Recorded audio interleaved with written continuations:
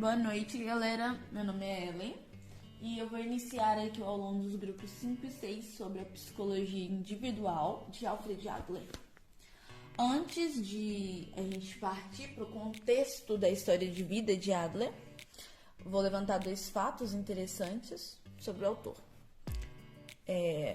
O primeiro fato é que, apesar de ele não ser muito discutido no Brasil, foi ele quem desenvolveu algumas concepções como a literatura de autoajuda e a de apoio psicológico, que são bem comuns na psicologia atual, né? O complexo de inferioridade, de superioridade, compensação de inferioridade com comportamentos opostos e ainda a suposta influência da ordem do nascimento no desenvolvimento da personalidade foram outros conceitos e ideias desenvolvidos por ele na primeira metade do século XX. Então, apesar de ele não ser muito discutido, foi ele o desenvolvedor de assuntos bem comuns atualmente. Segundo fato interessante é que Adler possui semelhanças em sua história de vida com Freud. E que semelhanças são essas? Os dois viveram décadas na cidade de Viena, capital do Império Austro-Húngaro, no final do século XIX. Os dois possuíam ascendência judaica e os dois estudaram medicina na Escola de Medicina da Universidade de Viena. Além disso, os dois conviveram juntos em um grupo que era denominado Sociedade das Quartas-Feiras, que debatia as ideias da psicanálise em seus primórdios, ou seja, bem no comecinho. Aliás, foi o Freud que convidou o Alfred a se juntar, a esse grupo. Apesar dessas semelhanças e dessa convivência, cada um deles desenvolveu pontos de vista totalmente diferentes, pelo menos no que se refere à personalidade. Foi essa independência de pensamentos que resultou na ruptura pessoal e profissional dos dois anos depois. Um exemplo desse ponto de vista diferente é que Freud, por exemplo, aponta o conflito erótico como base para desenvolver as neuroses. Já Adler aponta que as neuroses têm, na verdade, como base a vontade de poder e a luta pela superioridade que acompanham a vida do indivíduo no decorrer da vida. Depois de citar, de levantar esses 2 fatos, vamos lá.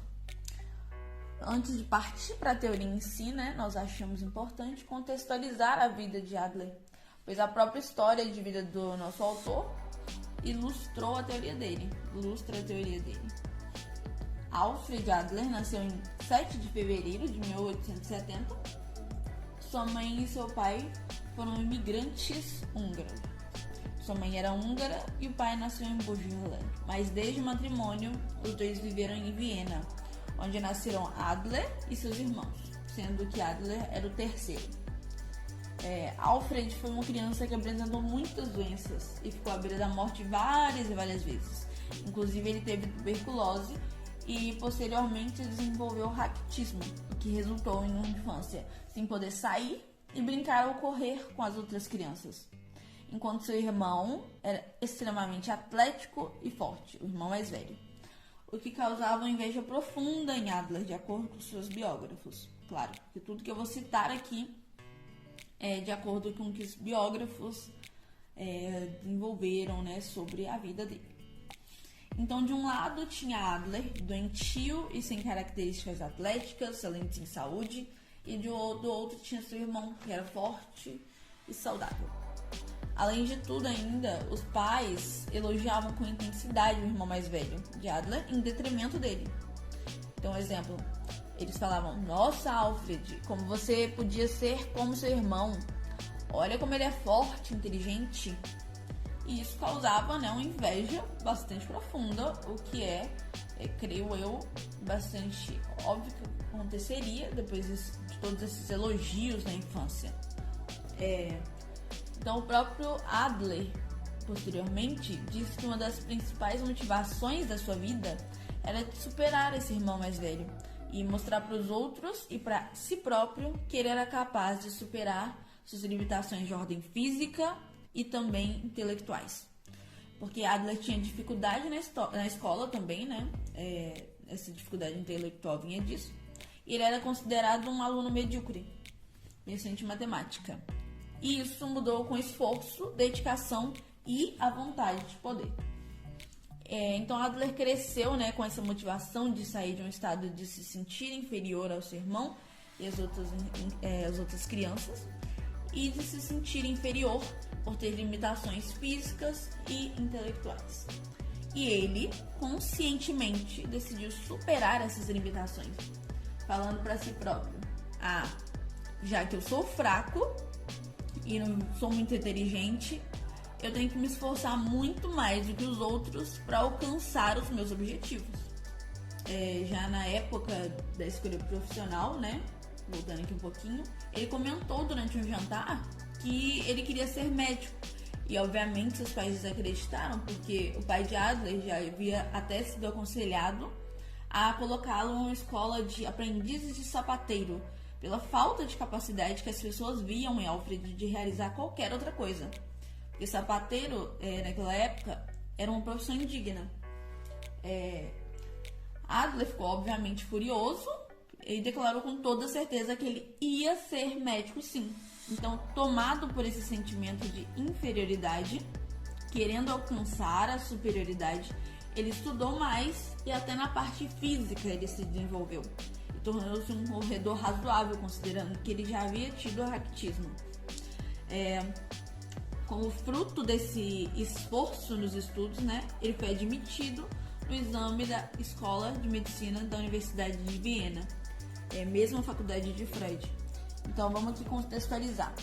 Ele era uma criança fraca, era uma criança que não era muito inteligente e também desacreditado pelos pais e pelos outros ao seu redor. E passou para um estado de... ele agora era uma criança que era... Uma criança não, agora ele era um jovem que na parte física ele se tornou um corredor razoável, ele se tornou inteligente e, contrariando a todas as expectativas das pessoas, ele passou num exame de uma faculdade renomada, que era a Universidade de Viena. Então vamos lá. Isso foi um exemplo de superação e exemplifica a base da sua teoria de passar por um estado de se sentir menos para se sentir mais. Durante ainda o curso de medicina, o Adler tinha como referência o clínico geral Hermann Nord-Nagel, um especialista que defendia que os médicos deveriam ver o paciente muito além de suas doenças, ou seja, deveria ver o paciente como um todo.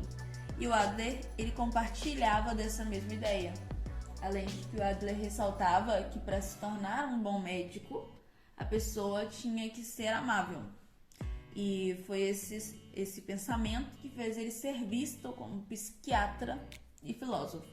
E por ele ser visto como psiquiatra e filósofo, em 1902, ele foi convidado por Freud e outros a participar daquele grupo que eu tinha comentado no início, o grupo Sociedade das Quartas-Feiras.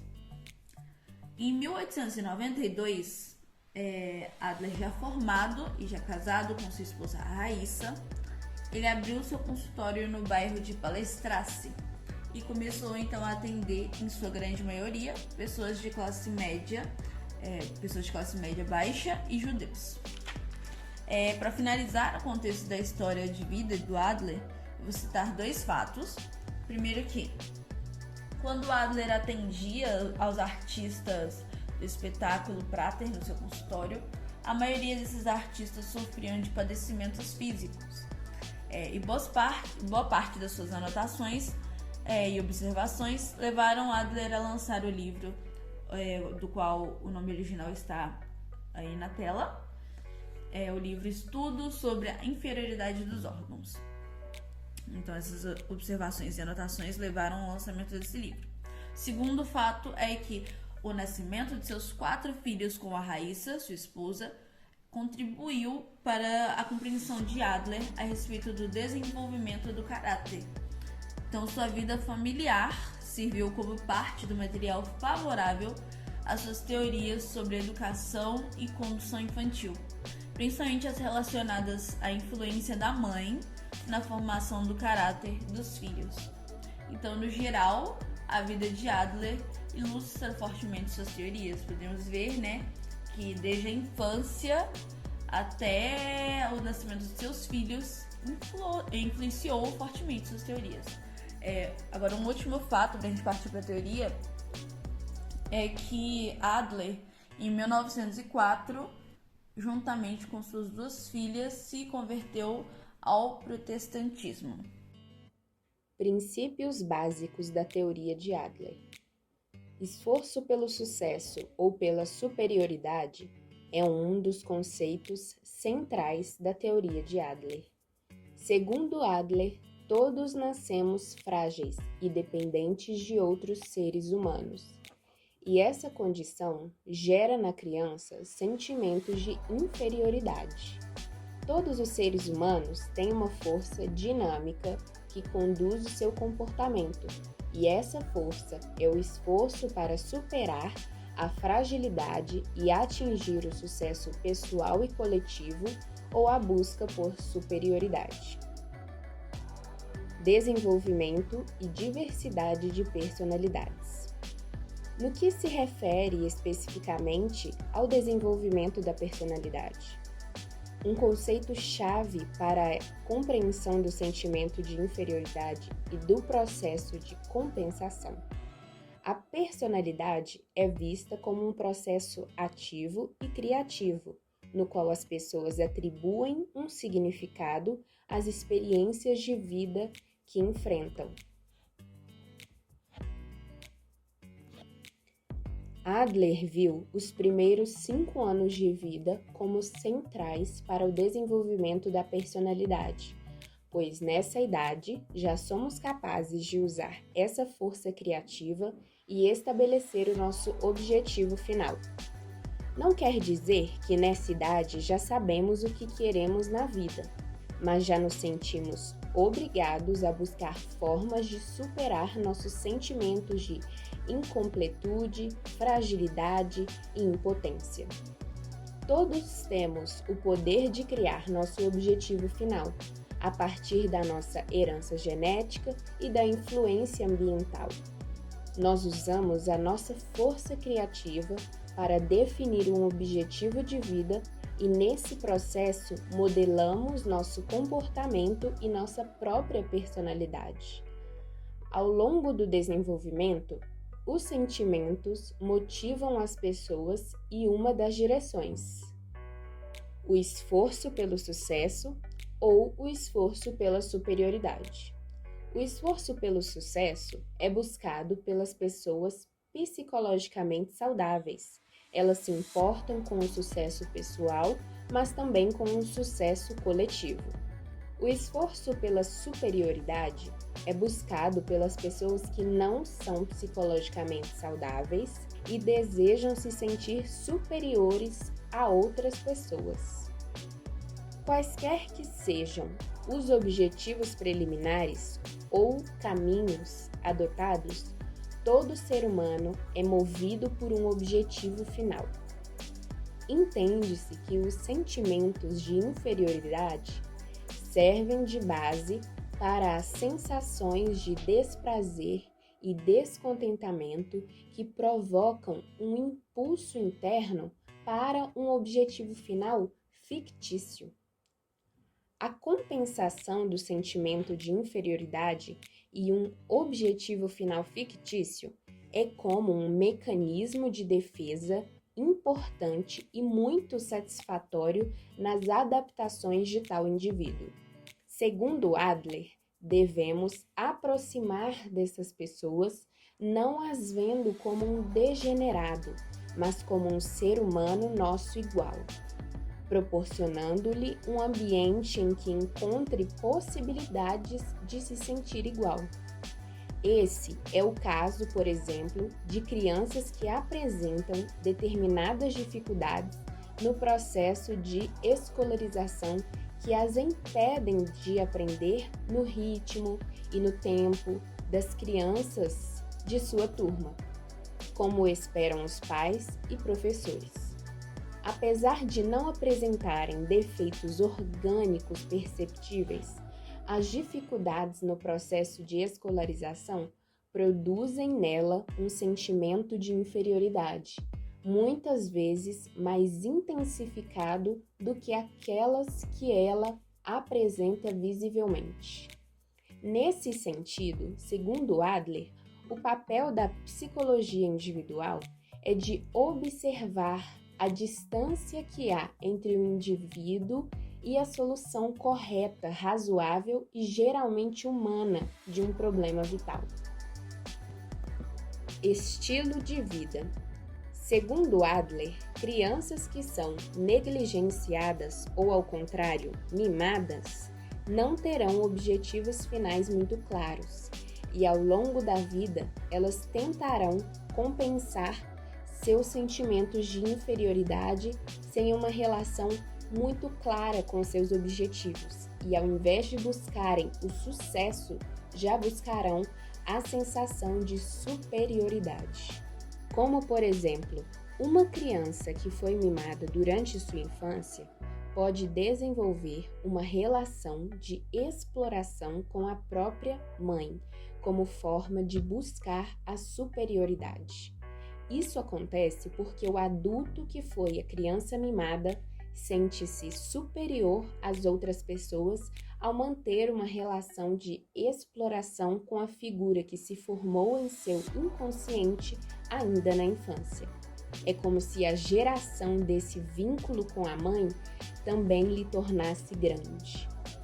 Já crianças que se desenvolveram em um ambiente psicologicamente saudável, no qual experimentou amor e segurança sem a superproteção nem negligência, serão crianças que vão estabelecer objetivos finais claros e compreensíveis, e sua busca será por sucesso e não superioridade, e também desenvolverão interesse pelo bem coletivo.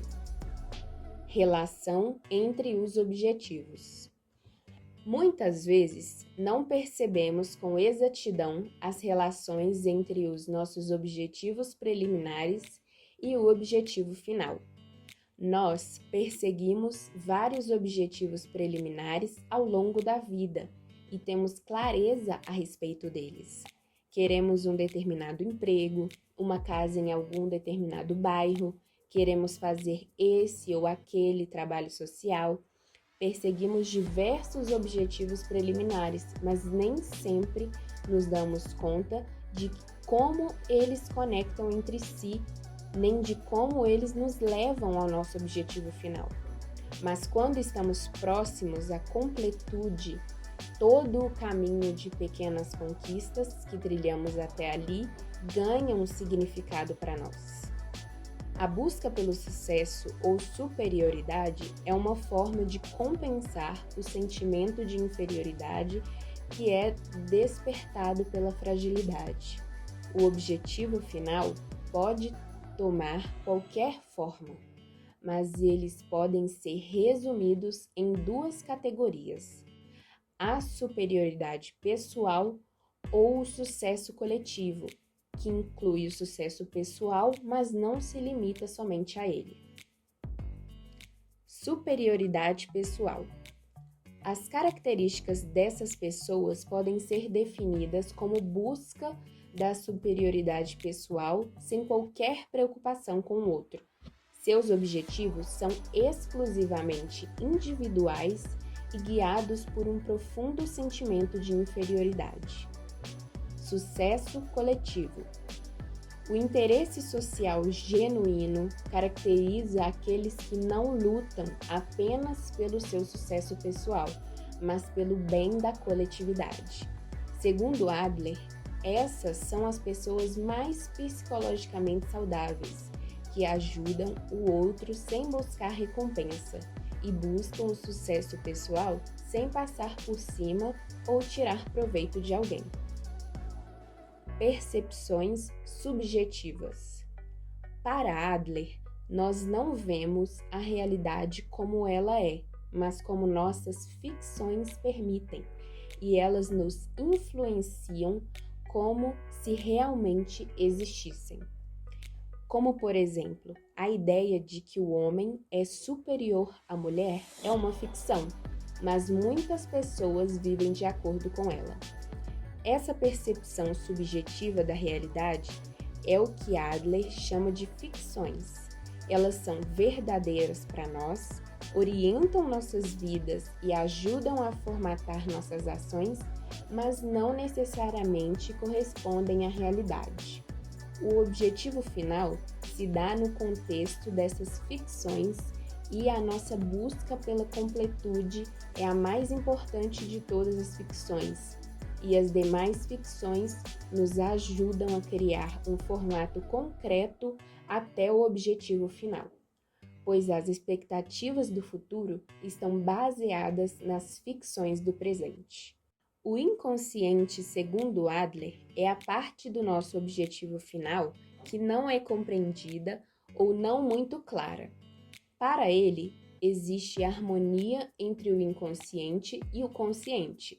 Os pensamentos conscientes são aqueles que compreendemos, já os pensamentos inconscientes são aqueles que habitam em nós, mas que não compreendemos nem conseguimos empregá-la de forma útil. Às vezes pensamos ou fazemos coisas que não sabemos o porquê, mas se conseguimos analisá-las e compreender, essas coisas se tornam conscientes. Consistência e unidade. Cada personalidade é única e indivisível, segundo Adler. De acordo com a psicologia individual que Adler desenvolveu, não existem comportamentos inconsistentes, ou seja, tudo que pensamos, sentimos e fazemos está orientado a um único propósito, que é a nossa busca pela completude e inteireza. Comportamentos erráticos. Em algumas situações, comportamentos podem parecer erráticos, imprevisíveis e inconsistentes. Contudo, Adler considera que tais comportamentos são tentativas, às vezes inconscientes, de confundir ou subordinar outras pessoas. Ao nos comportarmos de forma errática em um relacionamento pessoal, profissional ou familiar, estamos agindo de maneira não saudável psicologicamente. E nosso objetivo é ganhar superioridade sobre outra pessoa ou outras pessoas, mesmo que não estejamos conscientes disso.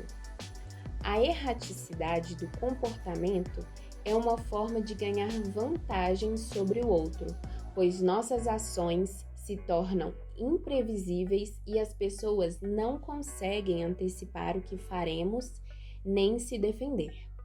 Essa inconsistência no comportamento é apenas aparente, porque se considerarmos que o objetivo final é ganhar superioridade sobre o outro, o comportamento é totalmente consistente com esse objetivo, ainda que a pessoa possa não estar consciente disso.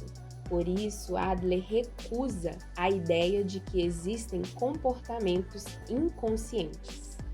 Para Adler, a personalidade é autoconsistente e orientada a um único objetivo. Nosso corpo, segundo Adler, também faz parte dessa unidade autoconsistente, de maneira que muitas ações que parecem aleatórias, na verdade, comunicam ideias e sentimentos que habitam nossa mente. A criança extremamente obediente, mas faz xixi na cama, pode estar simplesmente usando o seu corpo para comunicar um ato de rebeldia. Para Adler, comportamentos aleatórios não existem e o corpo expressa muito do que não temos coragem de dizer. Ao propor a psicologia individual, Adler teve por objetivo mostrar que os processos psicológicos e suas manifestações deveriam ser entendidos a partir do contexto individual, assim como toda intervenção psicológica começava no indivíduo. Falaremos agora sobre self. Self, em português, pode ser traduzido por si ou por eu. Self é aquilo que define a pessoa na sua individualidade e subjetividade, a sua essência. O self é um sistema subjetivo altamente personalizado que interpreta e dá sentido às experiências, sendo ele uma consequência das determinações de hereditariedade com as experiências ambientais.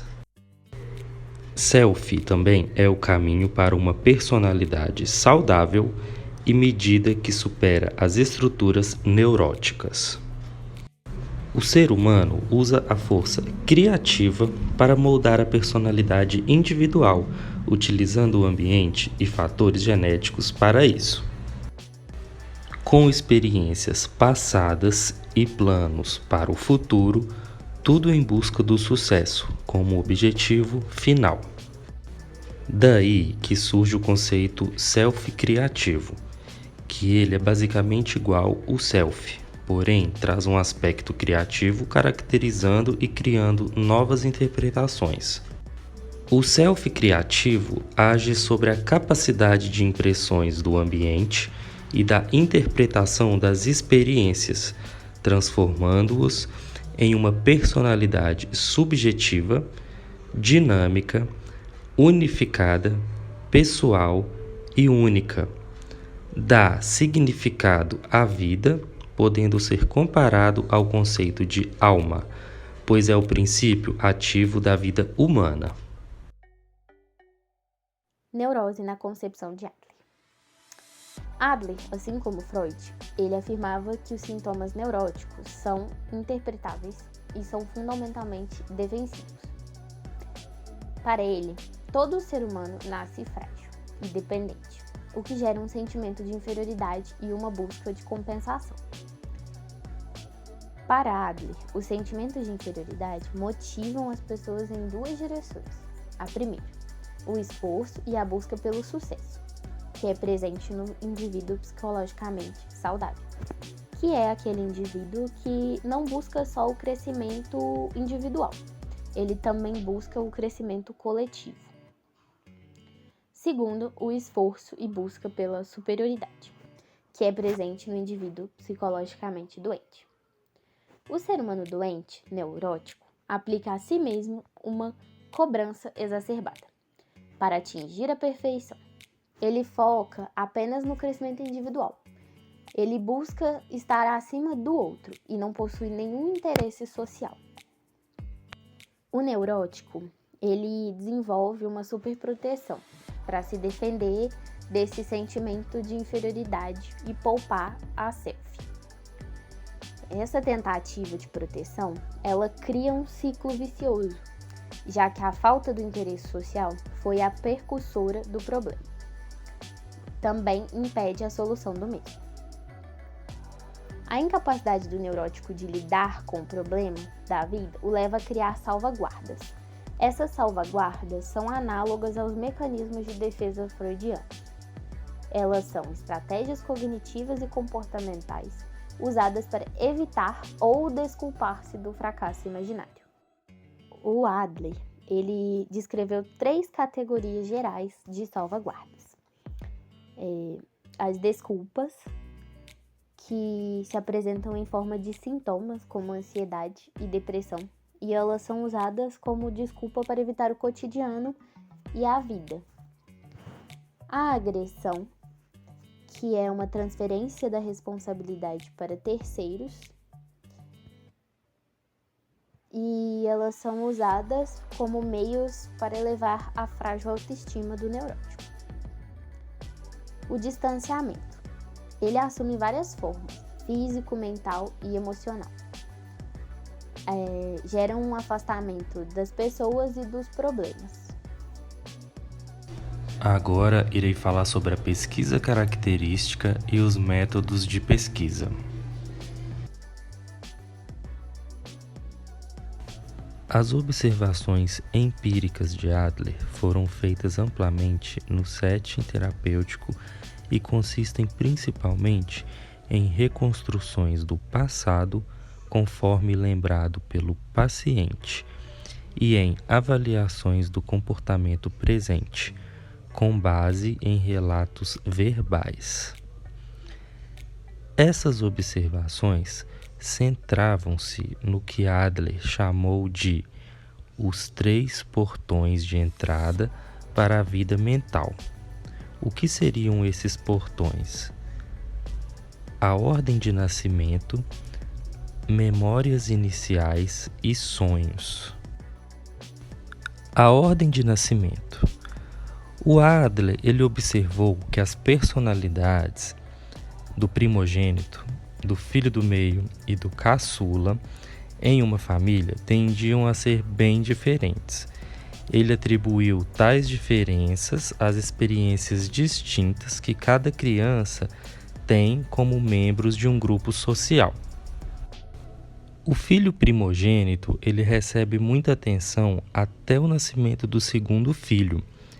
Ele é então subitamente destronado de sua posição privilegiada e ele precisa dividir a afeição dos pais com o novo bebê. E essa experiência pode condicionar este filho mais velho de várias maneiras, tais como odiar as pessoas, se proteger e se sentir inseguro também. Os neuróticos, os criminosos, os bêbados e os perversos, geralmente eles são os primogênitos. Isso é uma observação do Adler. Se os pais manejam sabiamente a situação, preparando a criança para o aparecimento de um rival, o primogênito ele terá a maior probabilidade de se transformar em uma pessoa responsável, protetora também. O segundo filho, ou o filho do meio, se caracteriza por ser ambicioso. Esse filho ele está constantemente tentando superar o filho mais velho. E ele também tende a ser rebelde e invejoso, mas de um modo geral é bem mais ajustado do que o primogênito ou o caçula. O filho caçula é o filho mimado. Depois do primogênito, é mais provável que se torne uma criança problema e um adulto neurótico desajustado. Iremos falar agora sobre as memórias iniciais, as primeiras lembranças, que é uma técnica de avaliação de personalidade no que se presume que as primeiras lembranças, quer seja de eventos reais, quer seja de fantasia, elas revelam o interesse básico da vida. São, portanto, os indicadores individuais mais satisfatórios do estilo de vida. Assim, a personalidade ela é criada durante os primeiros 4 ou 5 anos de vida. E as primeiras lembranças revelam aspectos importantes e influentes na personalidade. A análise dos sonhos. Os sonhos, eles envolvem os sentimentos sobre um problema atual e o que se planeja fazer a respeito. Na fantasia dos sonhos, acredita-se que se pode superar os obstáculos mais difíceis da vida ou simplificar o problema mais complexo. Infância segundo Adler. Para Adler, crianças a partir de 4 e 5 anos elas já são capazes de usar uma força criativa, sendo essa força vindo de herança genética e influência ambiental. A herança genética é passada de geração para geração, sendo ela passada de pais para filhos e vós para netos, e assim por diante. Já a influência ambiental é onde a criança, o meio em que a criança está inserida. Essas coisas estabelecem um objetivo final.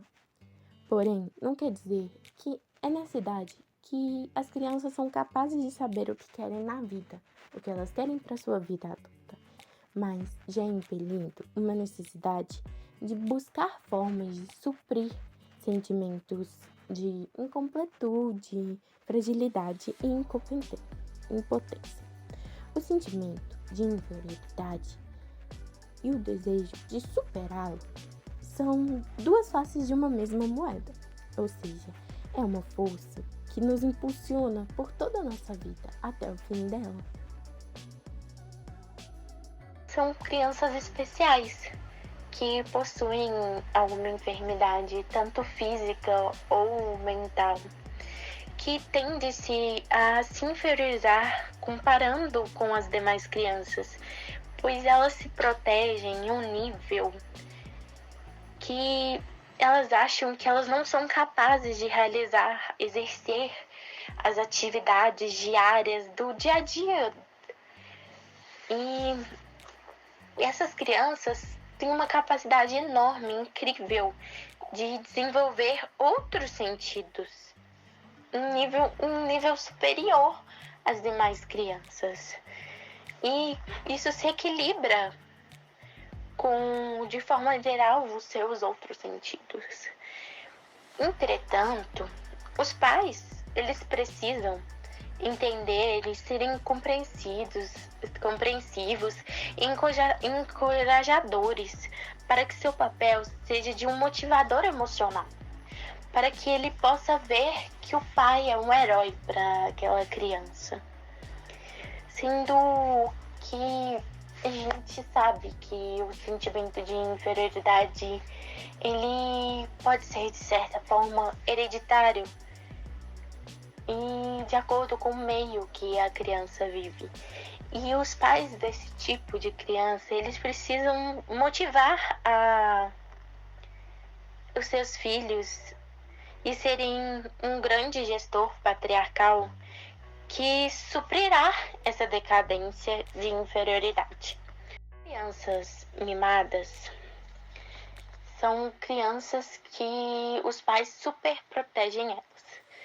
E o Adler, ele alerta sobre esse tipo de proteção, esse mimar muito as crianças. Que esses atos que os pais fazem para proteger essas crianças acabam prejudicando no desenvolvimento das crianças na vida social.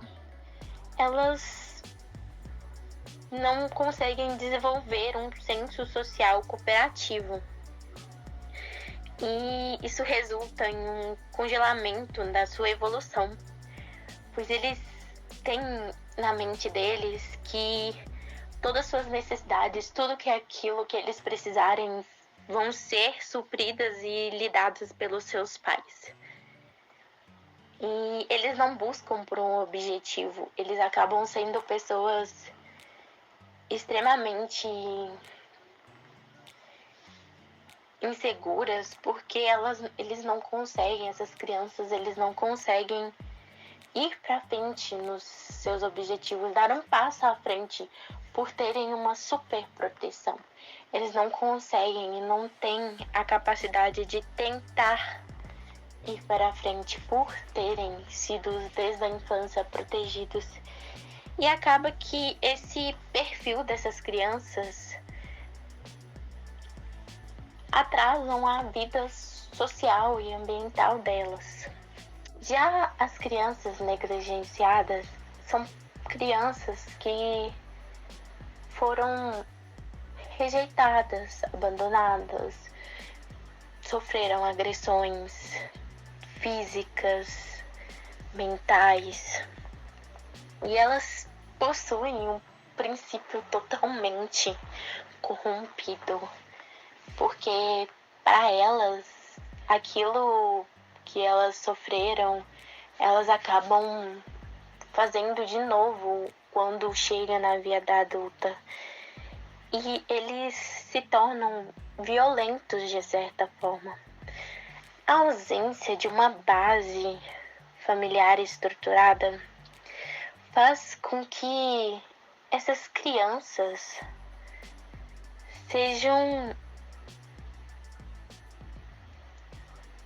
agressivas e inimigos da sociedade. E eles se tornam pessoas que pensam em uma vingança social. E eles ficam com essa ideia de vingança na cabeça deles.